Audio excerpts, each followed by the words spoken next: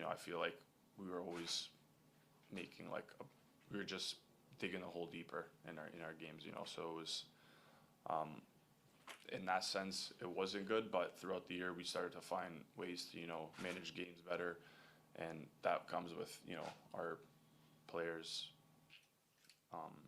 building better relationships on the field together. So that was huge, and honestly finding out actual like way we wanted to stick to how to play, and we found ways defensively to make plays, block shots. Every game you could see how many block shots we had, and people putting their bodies on the line. So we were just finding ways to stay in games, and now we just got to flip it and try to, on the other end of the field, try to start scoring goals going into next year. Luca, for the past few seasons, you've backed up Sean, and you've done it admirably without sort of much complaint. I wonder, though, is there a point at which, or maybe you've reached a point where you say to the club, look, I need regular playing time, I need to start. You either sort of make that commitment to me or find another, move on to another club. Yeah, that's the position of a goalkeeper. You got to find your, some people get the chance earlier, some people get the chance later. So you have to, whatever the best is for you, the best is for club. They have to make decisions as well. It's at the end of the day, it's a business and it's an industry. So people have to make decisions, and it's not going to be in your favor sometimes. So just kind of putting that in the back of your head and not really thinking about it is probably the best thing you can do, and keep working, and hopefully whenever your opportunity comes, you take it. And I've done my best for that, and I've let the other things be handled in other people's hands. So yeah, we'll see what how the off season goes, and what happens, and I'll be ready. That's the most important thing. So we'll see. There was some uncertainty over the roster at the beginning of the season, the future of the DPs. Was that a distraction? To me, not really, because we as goalkeepers, you kind of have your own crew, and throughout the day, whatever happens with the team, it could be negative or it could be positive. At the end of the day, we have our hour together or whatever where we do our work, and we help each other, and I feel like that helped us a lot this year. It got us through a lot of tough games and tough weeks, and having good relationships with each other in the goalkeeper area is one of the most important things. So I don't think it really affected me that much, and I don't think it affected our goalkeeper group that much. So yeah, I never really paid attention to it. I tried to just, like I said, as a I keep saying younger player, but I'm not staying young. So I can say as this year and last year as a younger player, I kind of just put my head down and kept working. I didn't really try to think about that, and I couldn't control it. And I know defending is a team thing, but the back line, there were so many injuries.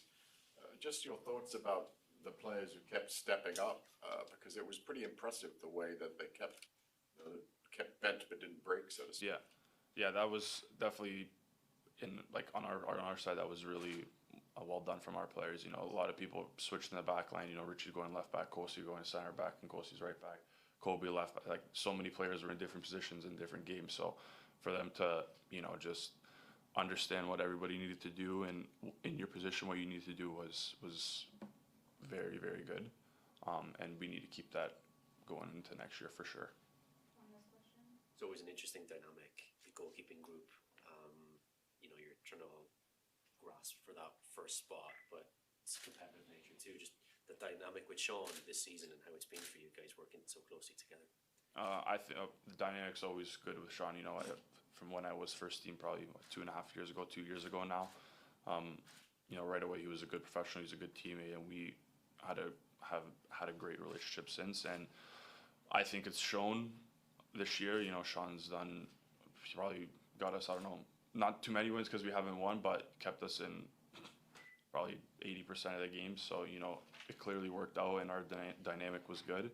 And I think I did a great job of pushing him and keeping it competitive this year, and I think he would say the same. But the dynamic was great, and even with Adisa's in with us too, and every day. And like I said, we keep our goalkeeper crew together, and we you know, that's our 45 minutes to an hour to work and just kind of leave everything else to the side, so. Good. Good.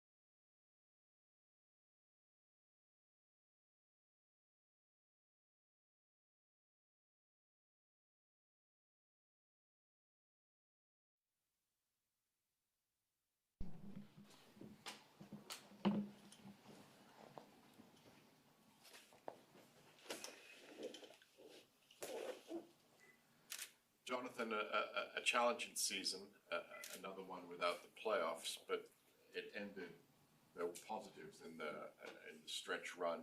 Are you optimistic looking ahead to next season?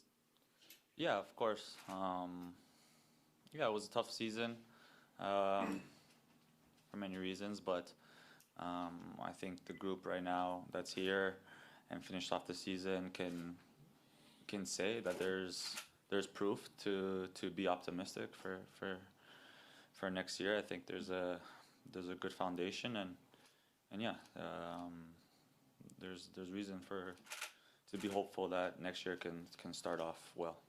There was uncertainty about the roster at the beginning with some of the marquee names. Was that a distraction? I mean, I think it was hard for sure to manage kind of that situation. Like you said, with the uncertainty, it's tough. Um, but I think the people involved in that situation handled themselves professionally, and so we're able to maneuver through it. But yeah, I mean, it's always tough when you have that kind of uncertainty like looming over the team and in the locker room and stuff. But yeah, I think you try to get through it as best as you can. Unfortunately, I don't think obviously we didn't do as great of a job as we wished through everything. So yeah. John, how would you account for the lack of sort of results on the pitch this year? What did you see as sort of the major issues that the team had to overcome? Oh, I just think, I mean, in the beginning of the year, So we start off the year against DC, and a game I thought we deserved to win. And when you start to go back and kind of replay games, I feel like in the beginning of the year, we needed a win to kind of. I think a win in any of those first 4-5 games could change the confidence in the team and could change how your team is feeling going into the next game, and we just weren't able to do that, and we started off really slow in that case. So we already, from the start of the season, we're starting on the back foot and trying to catch up, and yeah, at that point, I think, Robin and the staff is a new coaching staff. It's a new kind of way of playing. I feel like our group of players trying to kind of adapt to that also led to it being a slow start, and yeah, we couldn't really catch up with results until I think finally in the summer we got the hang of it, and the more time we spent together and the more the additions that came in the summer, I think you saw that it was the play improved, and towards the end of the season you could see we put ourselves in position to have a good chance to win in games, and so for me that's positive. You worked under Robin before, but I'm curious to know, and you worked under several different coaches during your time here. How would you evaluate his performance as a coach? What was it like to play under him as a head coach this time around?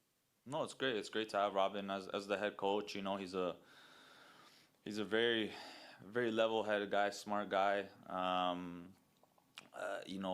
The way he sees football is positive in the sense that he wants his teams to play and be free, and so yeah. Once I think the guys really understood what him and the coaching staff, really saw our team being. I thought it was really good. And yeah, now with this foundation that we've built, I think there's lots of room for improvement, and I think we can start this preseason, with a good foundation and head into next season now with the idea of starting well. Richie, when he got back from injury, has really been a force of nature. I mean, you know him so well, but he's played in so many positions and been so important to this team. Does he ever, you know him well, but does he ever surprise you, just what he brings on the field? Yes and no.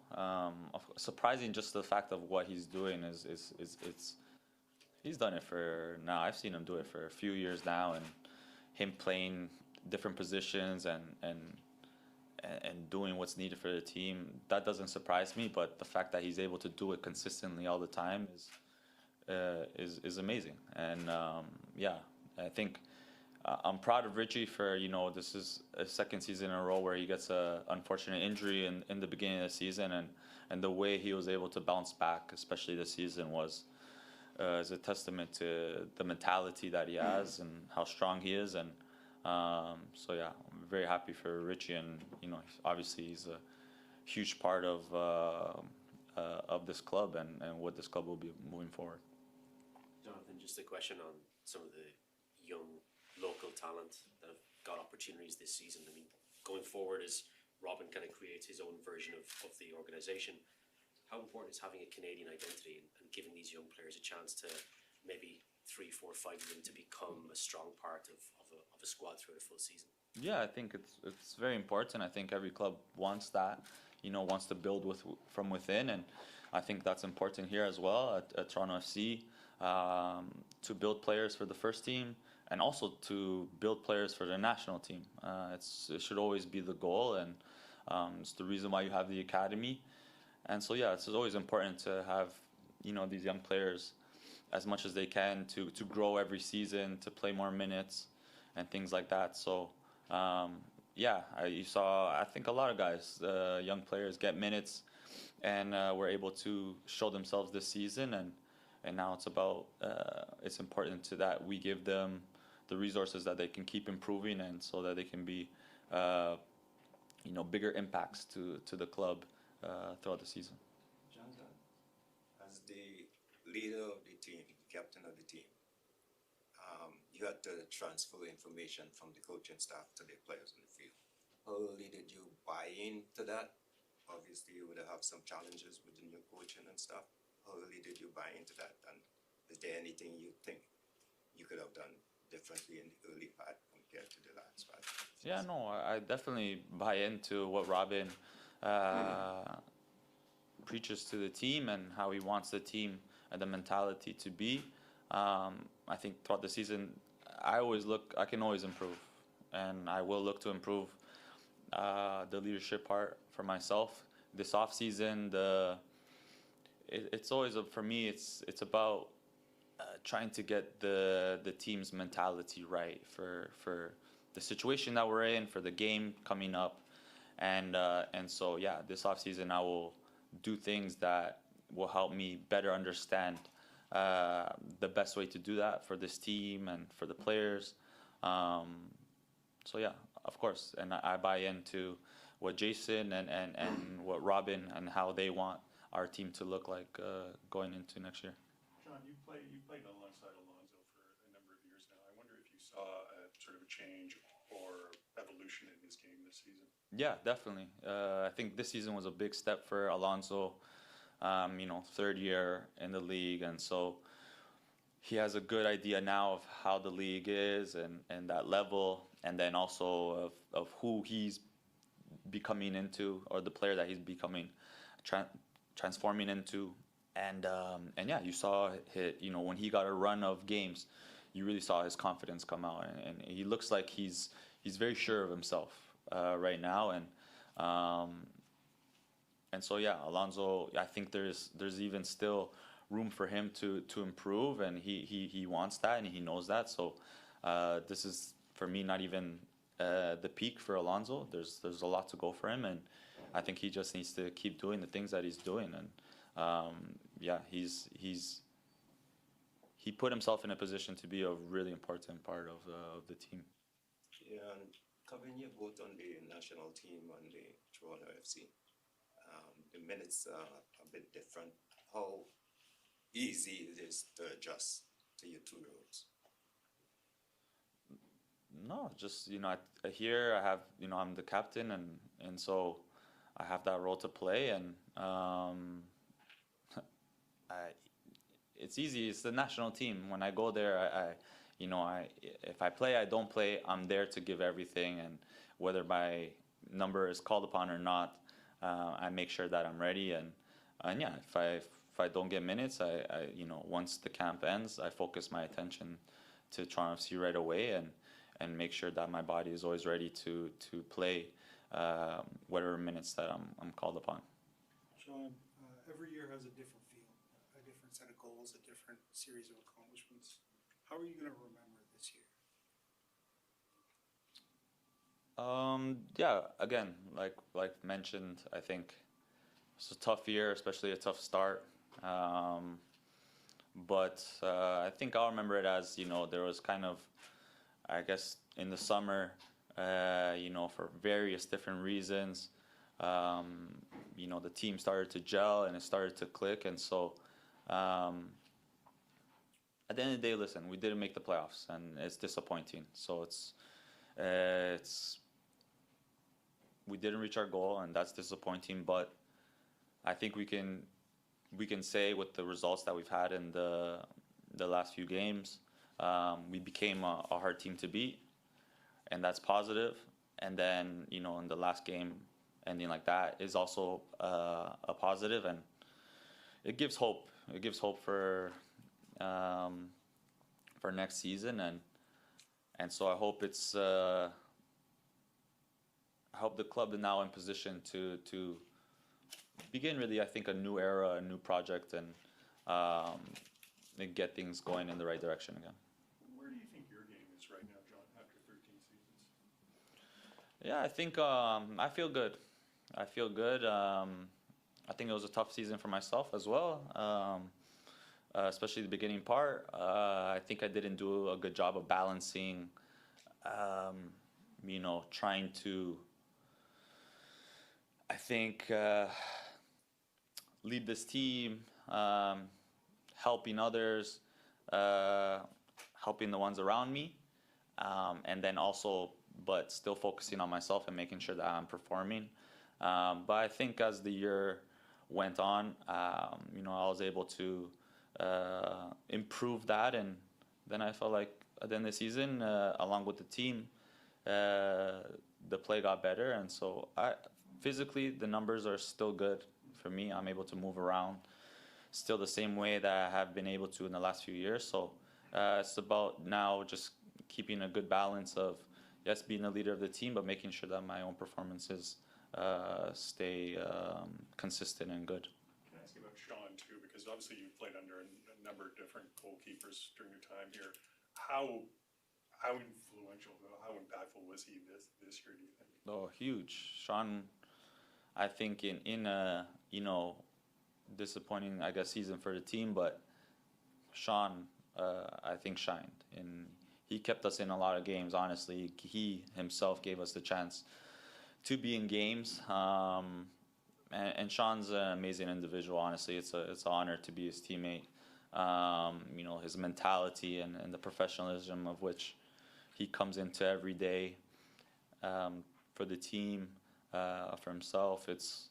It was great, and Sean honestly helped me throughout the year a lot in his leadership,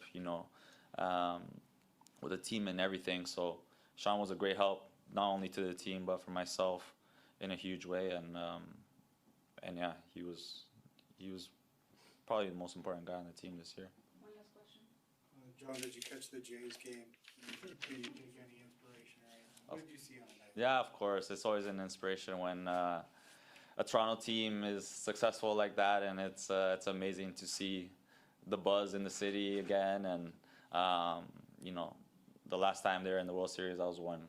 So this is incredible. Honestly, it's amazing, and of course, it's inspiring to see how much this city gets around a successful team. It's really motivating, and yeah, let's go Jays, go. Thank you.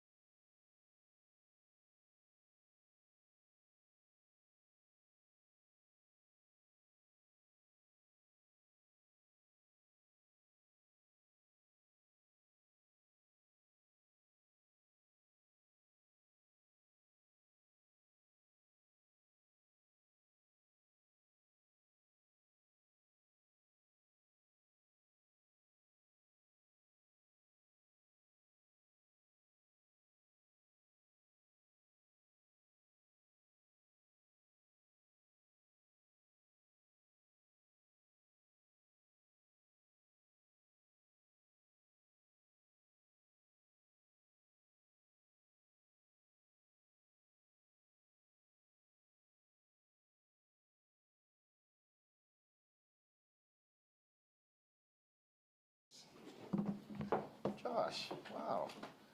Wow. I haven't seen you in a long time, Lucky you. right? I haven't seen you in a really long time.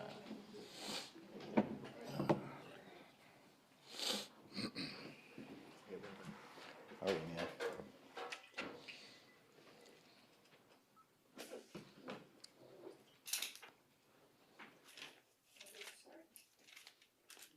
Other than when you diagnosed the season, I mean, how, obviously, you know, with the early exit from the championship and the lack of wins and I mean, how would you, what do you attribute all that to? What do you see as the major issues, the major failures of the club on the pitch this season?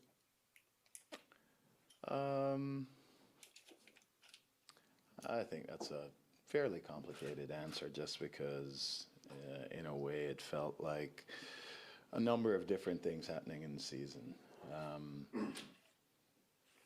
You say a failure. I feel like we wanted to, for me at least, the path to sustained winning is through a culture, and not speaking about anything that existed before I got here. My focus certainly this year was about getting the culture where I think a winning team needs to be, which is a place of unselfishness, hard work, togetherness, commitment, things like that. And I felt like we took steps forward in that direction.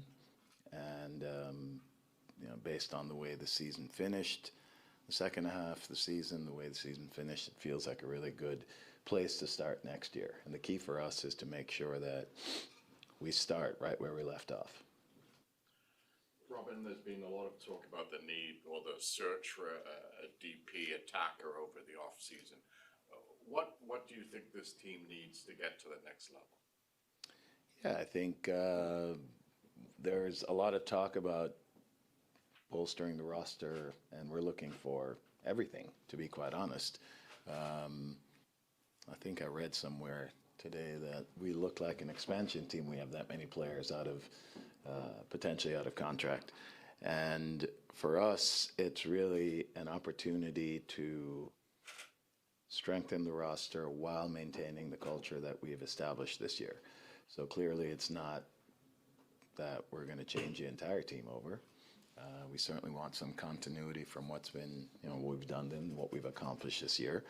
And the idea is to marry that culture, the direction that we're going with new players to help us really all over the field. This is a group that I have a ton of respect for because they work so hard to try to execute everything that was asked of them. And as I said, huge thanks to the group that we have. But I think as a club, we have to continuously be looking to improve. So you don't want to throw out the baby with the bathwater.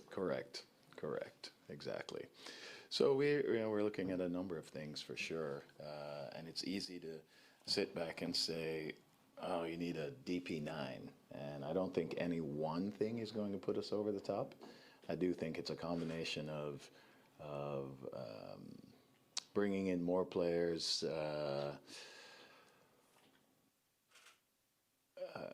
success, experience, different mindset perhaps, and certainly as we're all looking to find the next Messi.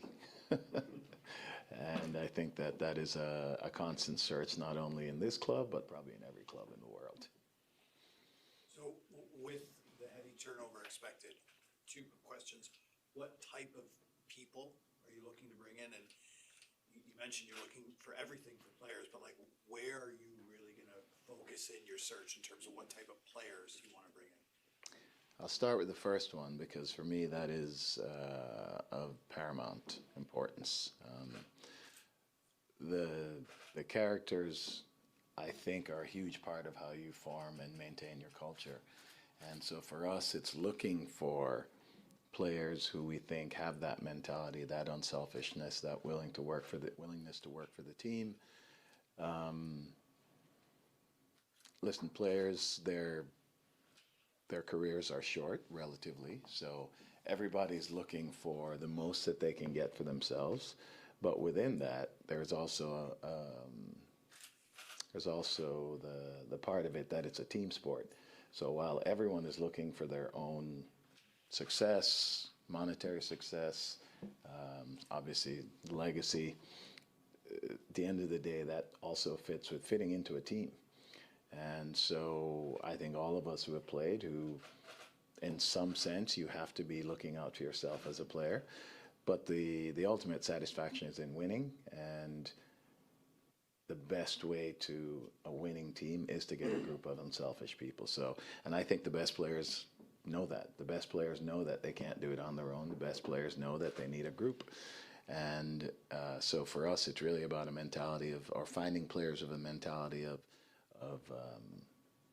team first, willingness to work for each other, willingness to sacrifice for each other. This was the environment, the sort of environment I liked to play in, I enjoyed playing in, I had success playing in. And it's a type of environment that I think is important for sustained success. Given the number of players on expiring contracts, so the team could make heavy turnover, as Joshua said, if it wanted to, but you clearly want to keep some of the culture that you've helped develop. Yeah. Is there some negotiations that has to go on with your GM? No, I think we're all on the same page, and we're all trying to improve. We're all trying to build on what we've done this year, and part of that involves bringing in more players, bringing in newer players, bringing in players that may add different skill sets than what we had. Back to the tail end of your question, we're certainly looking at attacking players. We're looking at different types of attacking players. You have guys who are dribblers, you have guys who are passers, you have guys who are runners, you have guys who can do all of them. And it's really looking at what we think, and this is the thing, is that I don't think you can sit here and say, okay, we're going to get these 5 players or these 6 players.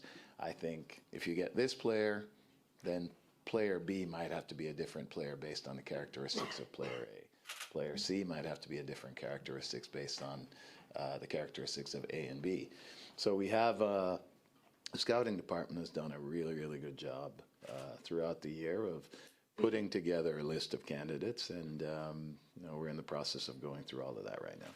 Rob, you're in a profession where there isn't a lot of job security, and I believe you're the 6th person who's sat in that chair since Greg left.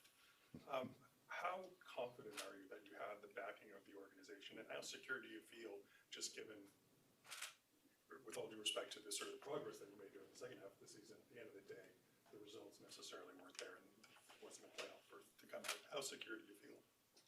At the end of the day, I'm here to do a job and do it as best as I can. And if someone thinks I'm not, then that's the nature of the business. So I don't sit here and contemplate my security at the moment. I'm busy now looking back at the season, assessing things that we need, looking at players, being involved in that process of vetting players, looking at players for next year. And that's what I'll do until I'm told I'm not supposed to do it anymore. Robin, you have the job of putting the pieces together from since the season started and into next year, should you keep the job. What's your philosophy? I know you're putting pieces together, but what's the philosophy? There are two saying that defense win championship, and the best defense is good offense. All of that's true. All of that's true. Which one? Why does it have to be one? Okay, what's your philosophy? I think you have to be complete. You have to be able to defend well. If you can't stop teams, then you're looking to win game 6-5. And if you're looking to win game 6-5, then you probably need to get Messi and a whole bunch of players like Messi. So you have to be able to stop teams first. So you have to think about how you want to defend. And then you have to obviously generate and create chances and score goals. So for me, there's no way to separate them. The whole thing is one thing, and it's how the team functions as a team is that's the objective. Is in certain moments in certain games, you may have to defend more than in other games, and in certain games, you may have the ball more than the other. So the idea is to have the team as well prepared as possible for every opponent that we go into. And, there are certain teams that, as I said, you're going to have to defend more. Certain teams are very good with the ball. Certain teams have very good players. And then there are other teams that you think you can really dominate and be on top of them, and at that point your attack needs to be very sharp. So for me, there is no way to differentiate between the two, and people like to try to pin you down to some sort of, this is how I do it, this is how you do it. I think the way to do it is to have a group that is adaptable and on the day can deal with whatever the opponent does. When you took over the team, you knew the franchise well, but obviously there'd been some lean years. Did you get what you expected? In terms of? Just what awaited you in the locker room? Anything surprise you? Yeah, I would say. Just looking from afar and not really paying a lot of close attention to Toronto for a couple of the years I was away. Just seeing that the way the team was playing, the results, that sort of thing, occasionally watching games. And then through the process of meeting with Jason and talking with some of the players who I've known for a while, I think I had a good idea of what to expect when I came in. And I don't think it was far off that. So, yeah, I don't think there were any real surprises. You mentioned culture a lot so far. That's something that, like a head coach can really identify in a way that no one else can in the organization. Keith Pelly has shown that he wants to give his coaches and his other teams a lot of responsibility in terms of roster building and influence, that kind of thing. Do you want to be more involved in scouting and identifying characters before they're brought in? Is that like a bigger part of this offseason than maybe it was in the past for you? I am pretty heavily involved. I mean, we have scouts that have been working all year, but we've been getting updates all throughout the year and constant meetings and talking about what characteristics for what positions and that sort of thing. And then certainly as players start to come in, we are notified right away. So I know that it's a club-driven philosophy, and I actually think that's the way it should be, because coaches come and go, but the club is going to be here forever, hopefully. And so the feeling is, I think the club should drive it, and the coach has to be able to adhere to, work within the constraints of the club. Constraints are a bad word. Work within the framework of the club. So when this was said to me prior to taking the job, they want it to be a club-driven philosophy, because they've seen what's happened over the last number of years, where if a coach comes in and can change everything, then it affects the academy, it affects the players who are already under contract.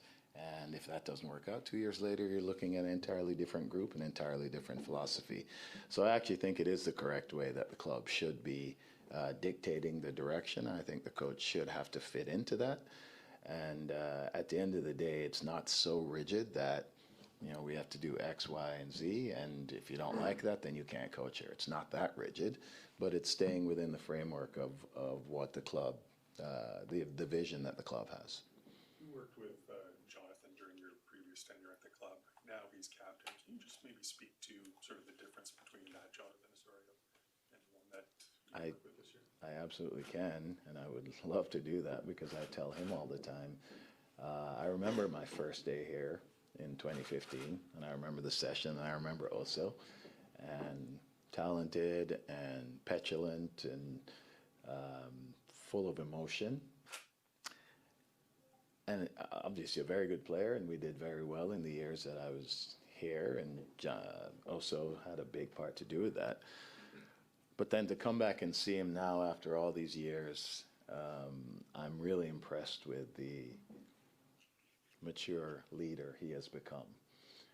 And even throughout this year, from the beginning to the end, to watch his progress was really gratifying. He's so passionate about this club that I think when things aren't in order, he just can't handle it, because he was here and he came up in a time when things were very good and had success, and a certain mindset existed within the club. And certainly since Greg's departure, it hasn't been exactly the same. And I think for him, it's been frustrating, because I think I feel like Oso and I are kind of like-minded in that we thrive in environments where everybody pulls their own weight. where accountability is a very, very real thing. And that's one of the things I like about Oso is that when things aren't right, he can lose his mind. But when things make sense, I think that's a world that he can really thrive in. And I feel like he's better now. So I met him, I think he was 23, he's 33 now. He's a much better player now than he was at 23 because he can still do everything physically he did then, and his decisions are so much better now. And then on top of that, you see it's really fun to sit back and watch the growth of a young man and watch him grow into a leader. And it's been really fun to watch how he's navigated this year. And I think certainly we're the second half of the season where he seemed to have felt that the team was really playing as a team. He just got better and better every day. And so for him, I think he really thrives in an environment where there's accountability, and one of the things I've said this so many times, the team really seems to care about each other. And I think that is a place that he does really well. Sorry, there seems light at the end of the tunnel, but it took a while to get there. Was there a moment or a game or an incident where you started to think that we're headed in the right direction? I don't remember the exact time, but San Diego really sticks out for me because we played against a team that was very good. I think they were leading the West at the time and top 3 maybe in Supporters Shield. And they have some very good players. For me, Dreyer's one of the best players in the league. I didn't realize how fast and crafty Lozano was till we were in that game. So they have a very good team. They were in a very good spot at the time. And for us, we were really trying to find our way. And I felt like that was a game where defensively things really clicked for us. And obviously coming out of that, we followed it up with a loss at Nashville. And I actually thought we did not play particularly well in that game. But the San Diego game was the first one where I could see the group really coming together and understanding and adhering to how we wanted to defend. San Diego's a somewhat unique animal. The way they play, they're so free-flowing. It's very hard to be able to deal with their players. I think Columbus is similar. There's one other team I can't think of off the top of my head. But coming out of that game, it just felt like a really, really unified effort.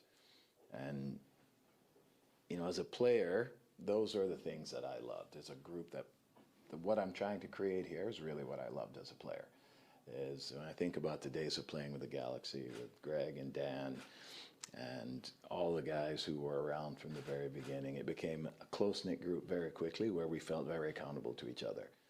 And when I think back to the Galaxy days, there are some games that I remember and some moments I remember, but what I really think about on a daily basis, if I think about them, is the training sessions where we all struggled together. And at days I was playing against Greg. I was trying to kick the crap out of him. He was trying to kick the crap out of me. We were trying to win. But at the end of the session, we just looked back and said, this is a group that works extremely hard, and we trust each other. And that's the best feeling of going into games with a group that you really feel like you trust. And that's what I saw starting to develop, especially after the San Diego game. That's the biggest memory that comes out after that one. There's a massive event coming next summer to this town. With all due respect to Luca, 2 of your players, Jonathan and Richie, are very much going to be under the microscope. The potential to play a World Cup game at home is something most players never. I'm so happy for them. Right. I wondered if you could kind of take us behind the scenes. What does it look like for those 2 players in terms of balancing the internal pressure that they put on themselves with the national team to play a huge role, and what they obviously have to do at club level, because what's coming, again, is a once-in-a-lifetime thing. And maybe you could shed some light on what you saw those players go through this year. No, it's a great question. I think about that all the time because the reason I think about that is when I was playing with the national team and playing with the Galaxy was one of the best teams in the league. But the league even was different then. And there is no greater honor than playing for your country. And I know that when I was at the national team, I wasn't really thinking about the Galaxy. So here are these guys now, they're going to play here at home in the biggest tournament, the biggest experience of their lives. And so they have been quietly working toward this. But in the meantime, I think it's pretty admirable that they've also given everything when they're here, because it's easy to get caught up in the national team feeling and feel like that's the only thing that matters.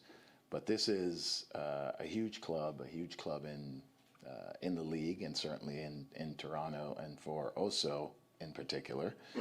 I think no matter what else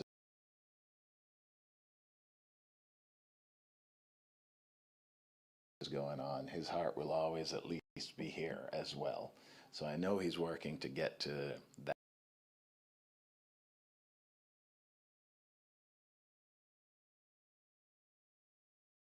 For the sake of mentioning it, Oso reminds me a lot of Kyle Beckerman, who I had at Real Salt Lake, who took every single moment of training as seriously as he did every single moment of the biggest game that he could play in.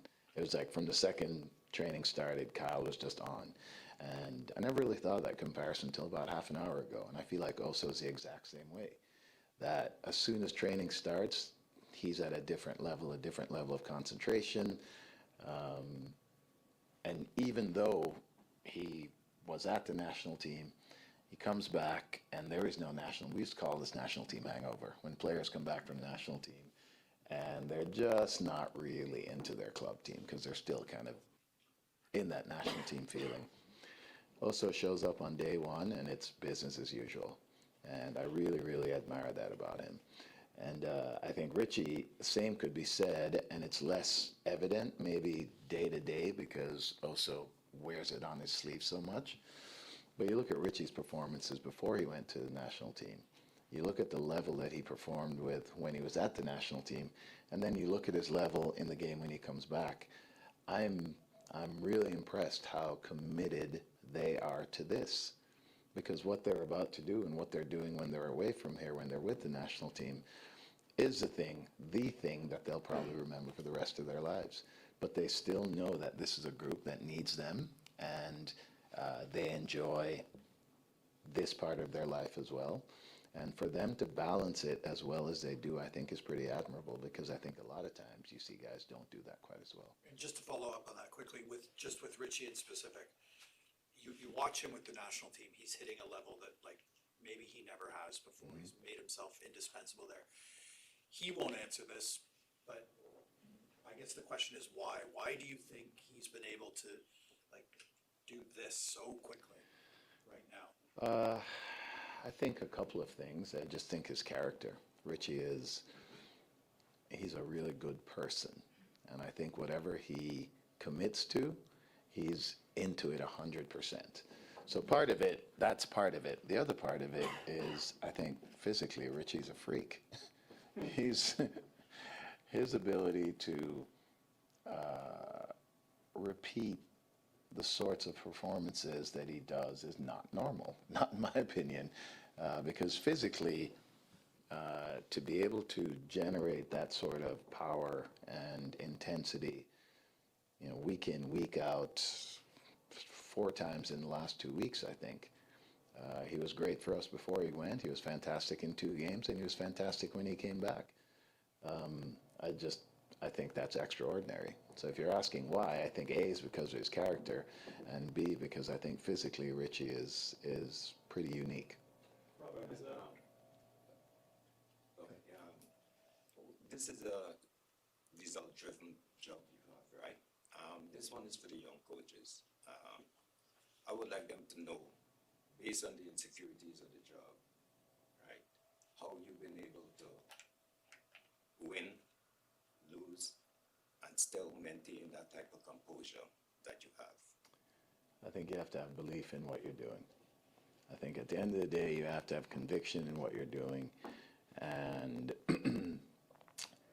part of that is you have a plan. You try to execute the plan as well as you can. If you find that your team can't do what it is you need them to do. Then you have to find other ways. And so I think at the end of the day, so my point of that is, yes, you have conviction, but you also have to be pragmatic. And you have to understand, how do you handle the pressure? If you don't want the pressure, don't take the job. But if you do take the job, then I think you have to have real belief in what you're doing. And, I think to get a team to buy into you, you have to be very genuine. And I'm the worst salesperson in the world. But as a coach, you are a salesman. You're selling your philosophy, you're selling your ideas. And if you asked me to sell your phone, I would have no idea how to do that. But if you ask me to sell my philosophy, it's something I believe in very deeply. So then I believe there come many points in your career where, because of results, various other things, you can question yourself and you can question your philosophy and is this the right way to go about it? But in those moments, I think you have to believe in what you're doing, or if you feel like a change needs to be made, you need to believe in that too. But if you're wishy-washy, then I think that's a tough place to be, because there will come times where there's pressure. There will come times where you're being questioned. And like I said, you have to believe in what you're doing. Robin, as a former defender, what do you think you have in Laz? And do you think he's realistically, is he ready for more sort of opportunities, more minutes, or even to become a regular starter next season? What you have in Laz is incredible composure on the ball. Laz's biggest strength at the moment is his ability to make passes from the back, which is a real skill. I would say there are far more defenders in the world that can defend and aren't comfortable on the ball than the other way around. And but it's right there in the job title. Defender means you have to start with your defending. And I think it's an interesting phenomenon. I was actually talking to Greg about this, because the academy does so well. They have the ball most of the time, that the defenders are being tested much more regularly in terms of what they do with the ball, as opposed to how much they have to defend. And as a result, a lot of young defenders have a difficult time making transition, because yes, in the academy you're building, you're developing, and a lot of that now these days is certainly with the ball. But then you go into a first team where results do matter, and the most important thing is the defending part of it. So I look at Laz and I think that his comfort level of the ball is excellent. I love his demeanor. It's almost at times like he doesn't have a pulse. And I think for a center back, it's good to be calm. But there is a part of the game that is really down and dirty as a defender. And Laz has shown so much promise in so many ways. He's had very good moments where he's defended well. But I think he's 19. Not too many 19-year-old center backs really tearing it up in world soccer, right? And there's a reason for that. It's that if you are 19 and the complete package, you're a complete unicorn. It's such an experience-driven position that Laz is making progress, has made progress, but as a young defender, it's the decisions about defending that are going to take a little bit more time, I think, than certainly any young player wants to hear that it's going to take. But I think that's very, very genuinely true. And, you see 19, 18, 20-year-old attackers all over the world. But you don't see too many 19-year-old center backs playing at high levels. I think about Varane at Real Madrid, and I can't think of too many others who've been playing at a really high level since the age of 18. And so the fact that Laz didn't play as much this year as he might have liked to, I don't think is abnormal at all.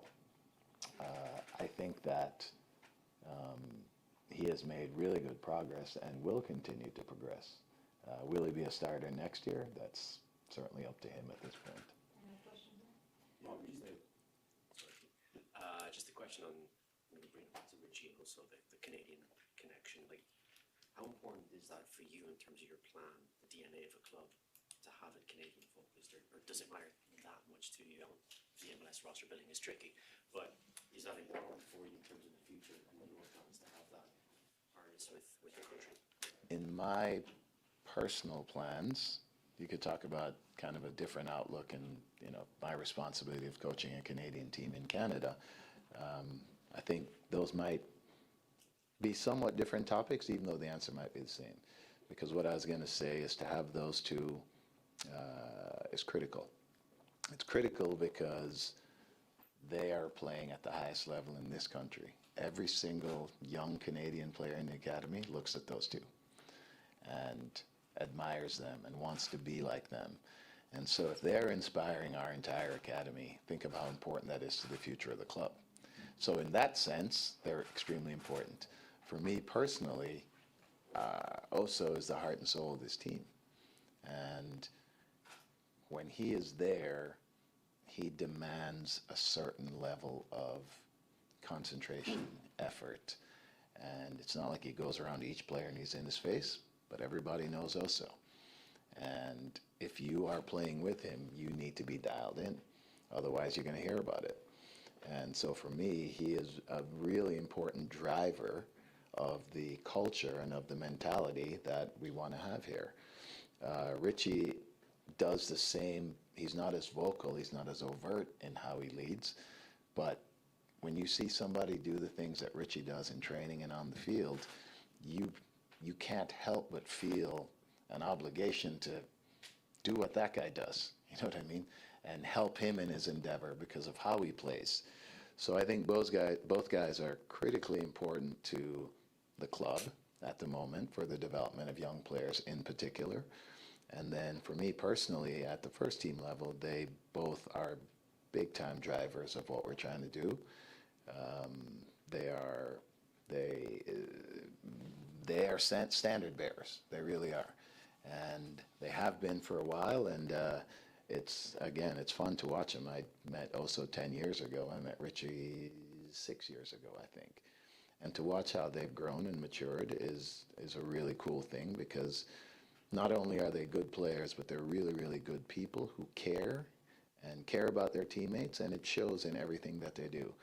And so for me, they're essential to what it is we're trying to create here, and they're drivers of what we're trying to create here.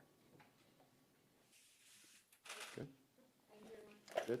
Thank you. Thanks, everyone.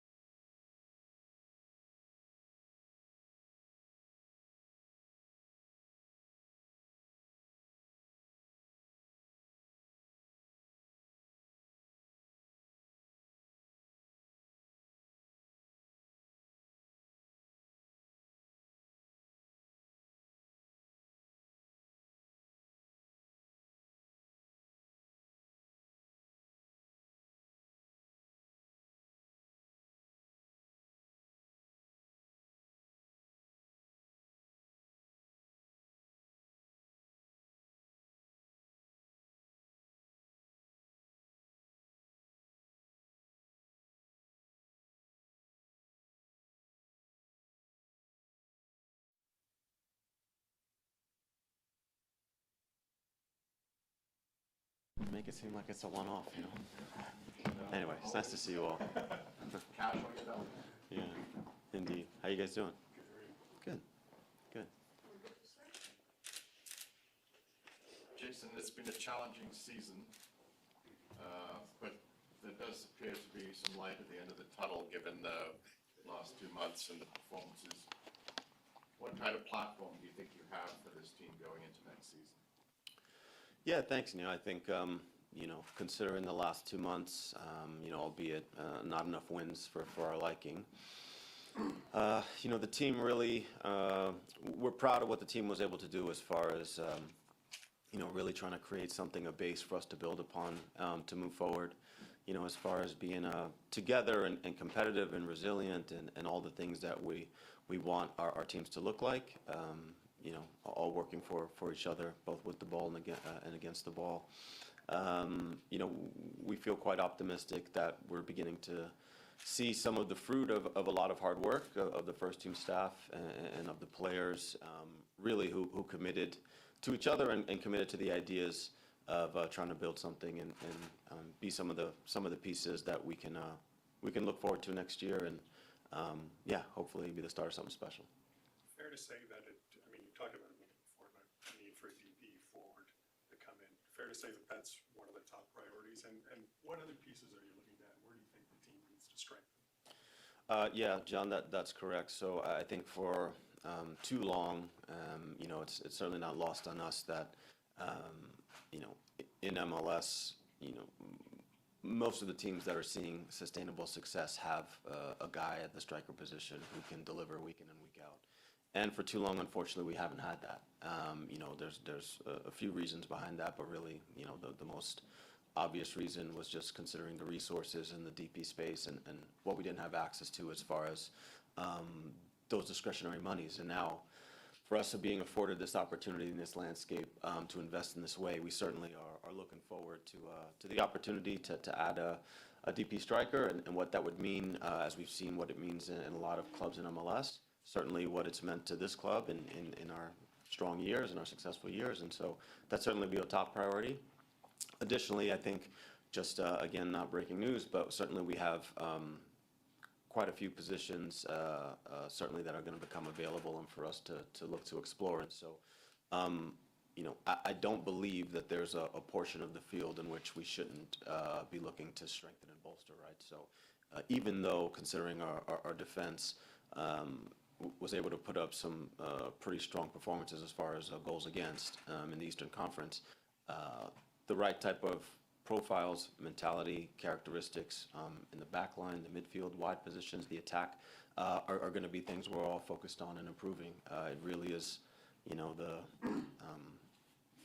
least, I would say, by the book expansion project you've probably seen. And so we're certainly looking forward to it. We've been preparing quite some time for this opportunity. And so, it's an exciting one.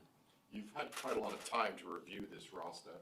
Are the decisions made on who you want to keep and who you don't? Yeah, the short answer is yes. Obviously, the week after the final match, we kind of have a series of things we need to do in-house between medicals and meetings and conversations. So that'll be transpiring this week. But, we are aligned on the next steps for the roster and the personnel. With so many contracts coming off the books, what do you want this club to look like next season? Hey, Josh. I think, again, it's communication here at the end of the season, but it's probably messaging that folks that have followed us knew from match day one of the season is that 2025 essentially was going to see a close of a contractual life cycle of just a group of folks, right? Folks that have been with us for some years. And now what that means for 2026. And so really, what we're looking for will be new blood and new faces and new characteristics that are going to speak to the way, we'd like to play and what we think, our supporters and our followers want to see. And so, what I would imagine, our first opportunity, I would say, to really address things as far as a player personnel and roster perspective this summer in an uninhibited way in bringing in Georgie and bringing in Sifu and bringing in Jules. I think we've seen a little bit of what some of our additions can look like. I think certainly in those guys, MLS know-how and experience and tried and trusted in the league is certainly an aspect. But also I think what we're seeing more and more as far as it's relative to a lot of teams in the league is if you go in specific markets, there seems to be more of a hit rate than not as far as its acclimation and success in MLS. And so I would say a balance of experience, motivation, youth, MLS know-how, all of those things will be important to, I think, be the core pieces for what this team hopefully will be for many years. Jason, the club hasn't been shy about sort of making changes at the coaching level for the last 5 years since Greg left. What makes you think Robin is the right guy? What gives you confidence? Yeah, thanks, John. I think, I would argue it's probably a pretty short list of folks that would have been handed the team to start 2025 and all the elements and variables that were involved in it and have to really continue to work week in and week out and get the most out of the group. Right? We have, again, it's no secret, we have a group of players that in many ways didn't really know what the year would bring for them. Folks that have been brought under really almost 3 different visions, under 3 different leaders. And when you add it into that, pretty difficult early schedule to start, and obviously we caught the injury bug, the early part of the season. Some folks, unfortunately in the league are dealing with it now at the end of the season. So what's the worst time to deal with that, I think remains to be seen. But I think Robin handled all of those things in a really tremendous fashion. There's not a lot of folks that can manage all that comes with, the practical part of the project, not to mention, what's expected, in Toronto and all the expectations and things we're looking to deliver. And I think his work and his ability really shone through in the second half of the season where we were able to get a bit of consistency, some health, and you begin to see a team coming together and really, for many intents and purposes, a team that, considering our form in the first part of the season, didn't really have much to play for. It was going to be a long shot for a pretty long stretch. And you saw a group of guys come together and really take in what the coach wanted and put some performances that they could hang their hat on. And I think that speaks volumes of Robin. And so to your point in the question, John, I think, unfortunately, this club has lived in too much instability and too much inconsistency. And I think this is the exact moment where we're going to provide stability and we're going to be consistent and we're going to continue in the direction that we're on. And we feel really good about it. Jason, is it safe to assume that the marquee player, DB, is going to get the right complementary players around him, like they did in Miami and like what we had here before with Josie and these guys?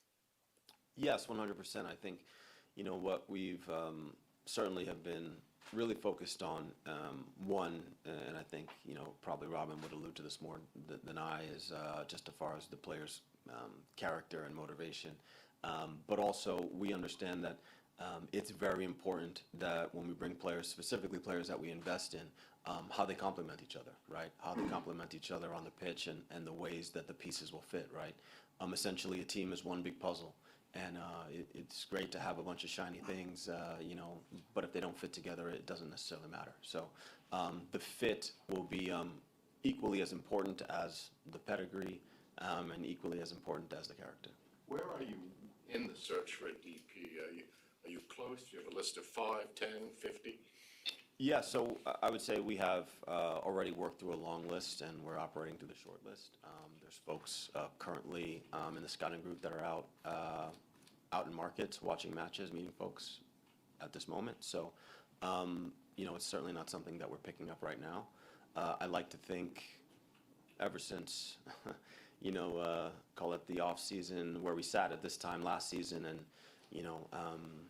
our new leader, Keith, communicated about what we're looking to do in the club and how we're looking to rebuild and all the different things that are on the table, we began working in all of those ways. And so, even prior to the season in January, everyone knows we were certainly trying to effect change in the DP space and understanding what the alternate and third strategy would be if we were successful or unsuccessful.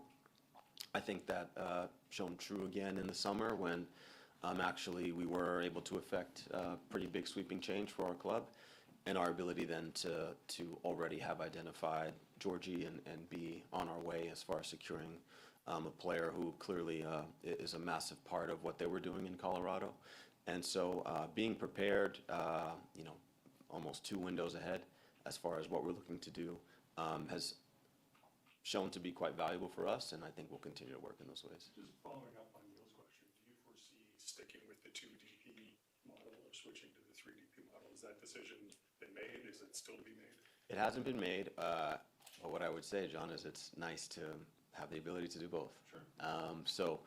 Certainly I think, there's been teams that really, I would say, have gone out gun blazing and really invested all their money in one window and tried to get a bunch of pieces in place. I think there's teams that also kind of stagger these types of acquisitions to understand how the puzzle pieces settle and fall into place. What I feel very positive about is our ability to do either, right? And so we have the capability to acquire 2, we have the capability to acquire 1, and monitor how it goes and be ready again in the summer. So I think this window and how the offseason unfolds will kind of, it'll provide the answers as we go.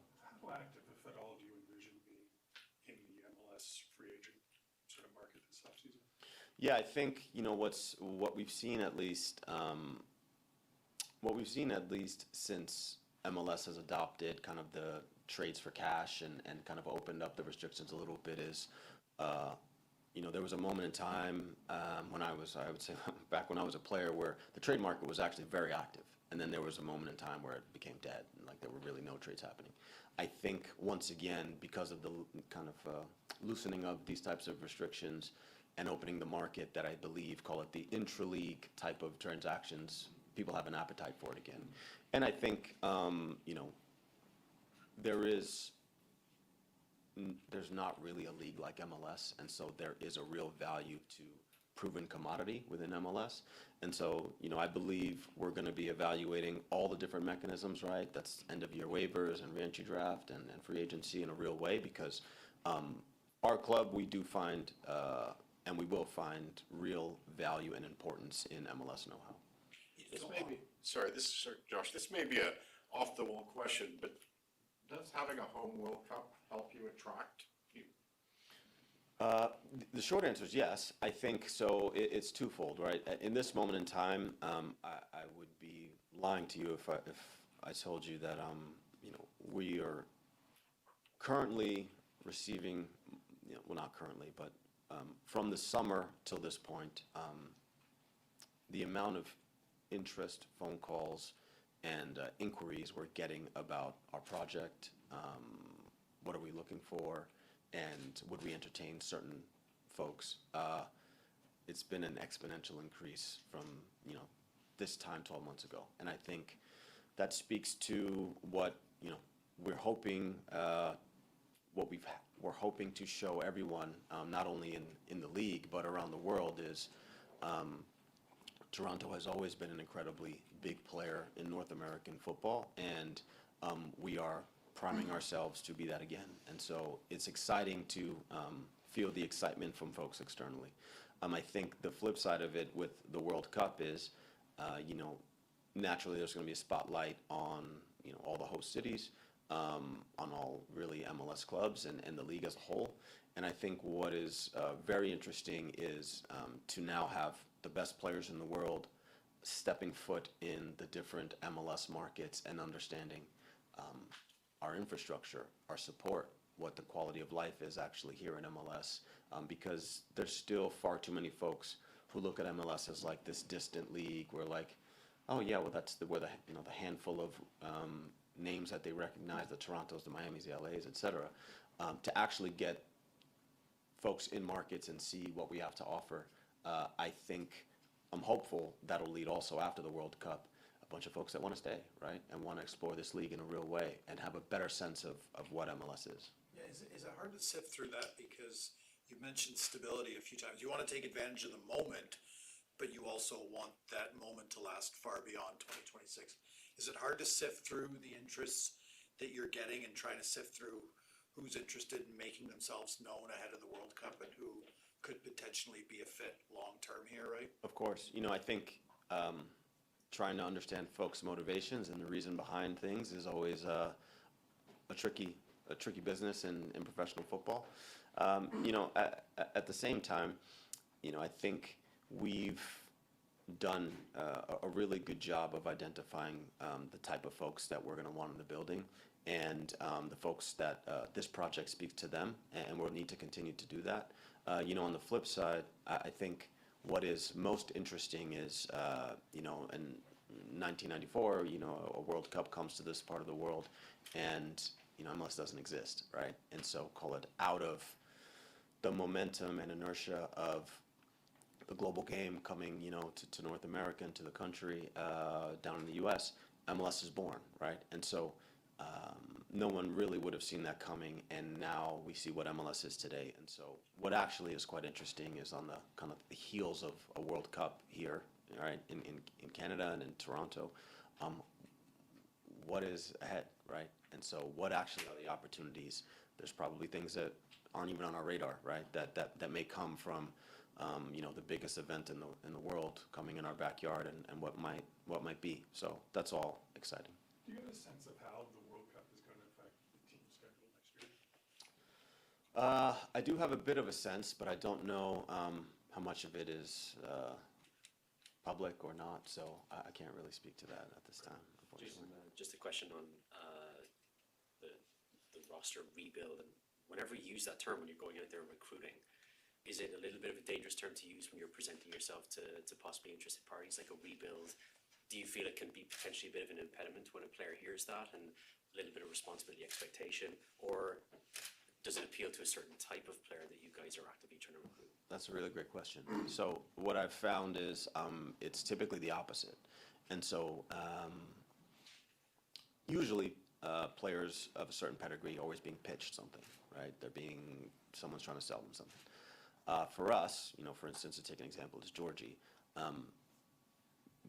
Being very transparent on what this would look like, right, and what the experience likely would be, I think spoke to him and resonated with him in a real way, because we can say, look, this is the vision.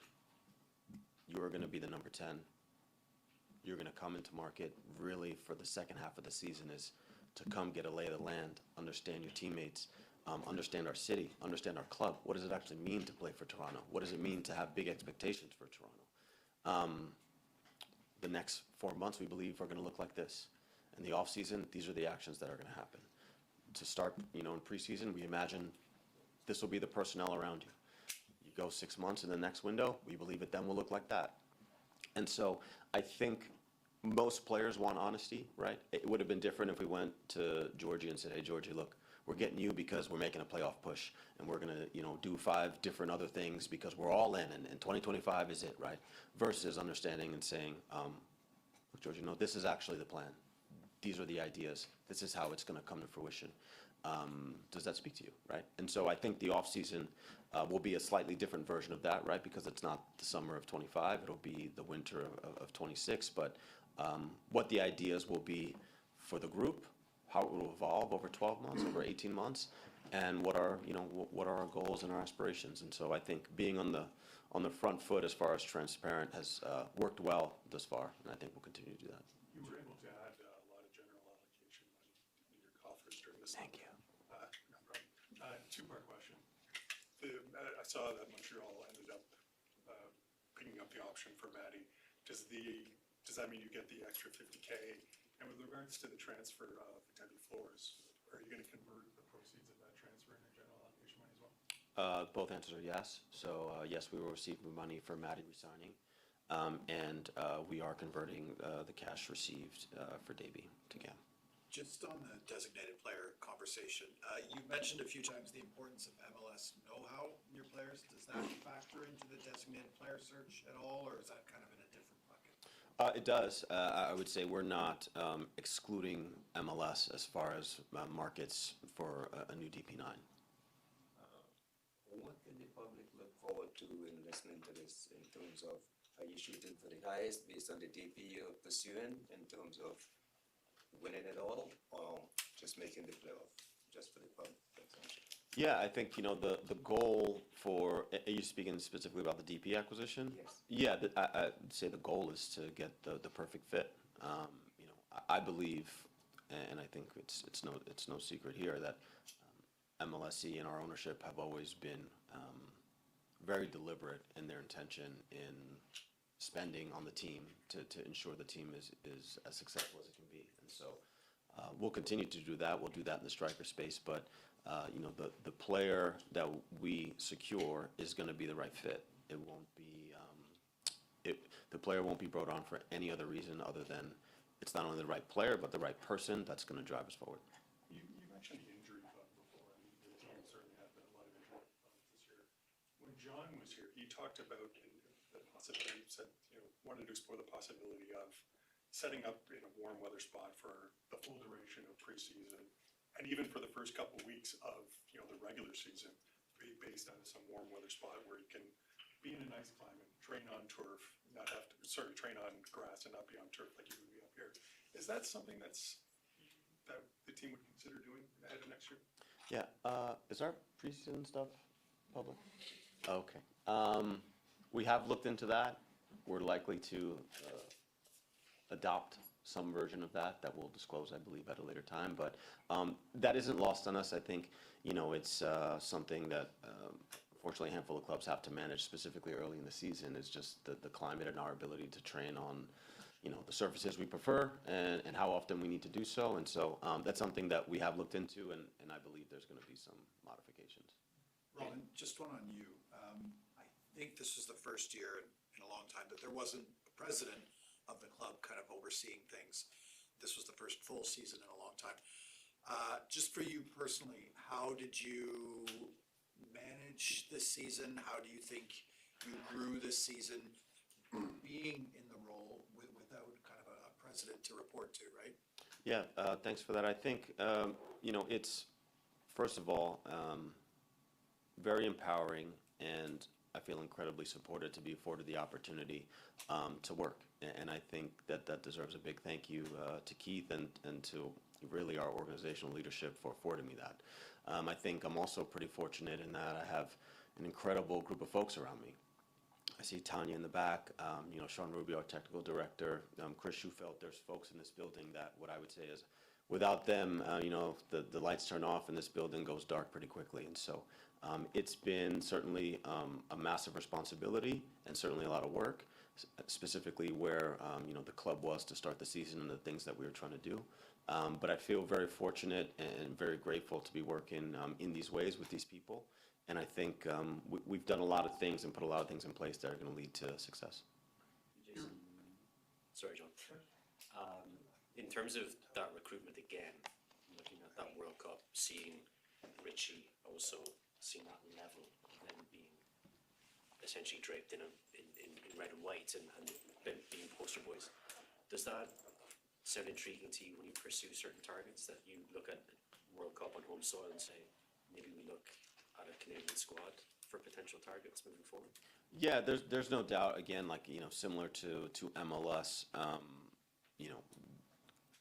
Canadian national team players, for one, are playing at an extremely high level, and for two, I think many of them know our league, many of them know Toronto, and I think many of them would have a pretty easy time acclimating to what TFC brings to the table and having a role in that. So there is no doubt that folks in that group certainly are on our radar, and obviously some are a little more difficult than others. Johnny David is maybe a little bit out of the price range, but. How would you describe what the salary cap position is going to be for the offseason? I would say as far as TFC is concerned, uncharted territory as far as how flexible we've put ourselves, which is what I would say a far cry from where we were at the end of 2023 when I was in this seat. So it's a lot of hard work, but we're exactly where we envision to be and where we need to be. And another, with regards to loaning players out, I mean, Adam and Hugo had, I think fair to say, a fair bit of success in the CPL. Do you envision using that more of a tool next year as well? Yes, I actually think we have just begun to utilize that mechanism, in my opinion, in a more optimal way. We've also added a gentleman, Matt Slayford, who works with us in the loan space.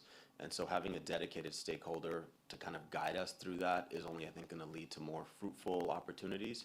And those loan opportunities looked at as real development, growth, exposure, resistance, pathways that are going to be important. And I think, honestly, we're also probably going to explore it in our second team space as well.